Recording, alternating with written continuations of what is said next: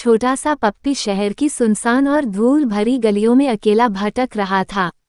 रात गहरी हो चुकी थी और ठंडी हवाएं उसके नन्हे, कमजोर शरीर को बुरी तरह कंपा रही थीं। उसके फटे पुराने बालों में धूल जम गई थी और उसकी चाल से साफ लग रहा था कि वो कई दिनों से भूखा है। उसकी बड़ी बड़ी मासूम आंखों में दर्द, थकान और एक अनकही उम्मीद साफ झलक रही थी।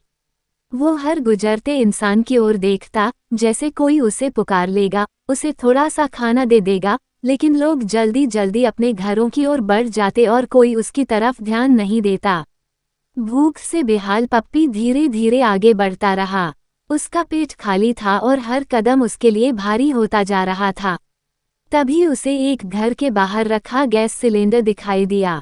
उस जगह से हल्की सी गर्मी महसूस हो रही थी, जो इस कड़कड़ाती ठंड में उसके लिए किसी सहारे से कम नहीं थी। वह धीरे से वहां जाकर सिमटकर बैठ गया, जैसे उसे थोड़ी राहत मिल गई हो। घर के अंदर से बर्तनों की आवाजें आ रही थीं और ताज़ा खाना पकने की खुशबू बाहर तक फैल रही थी।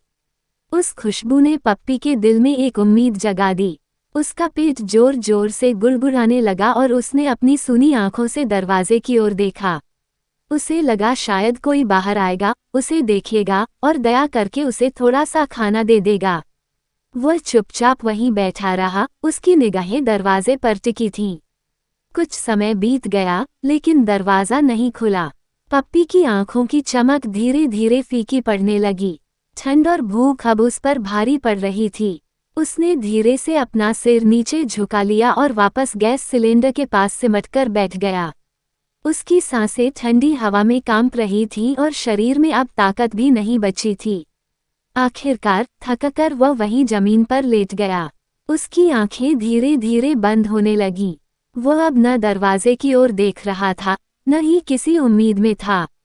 ठंडी रात के सन्नाटे में वह छोटा सा पप्पी चुपचाप सो गया।